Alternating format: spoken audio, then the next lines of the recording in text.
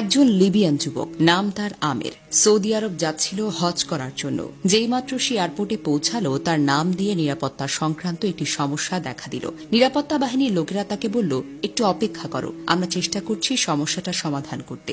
এই সময় অন্য সব হাজিরা তাদের প্রক্রিয়া শেষ করে প্লেনে উঠে পড়ল, আর প্লেনের দরজা বন্ধ হয়ে গেল। কিছুক্ষণ পর সমস্যা ঠিক হয়, কিন্তু পাইলট দরজা খুলতে রাজি হল না। প্লেন চলতে শুরু করল এবং আমেরকে ফেলে রেখে উড়ে গেল।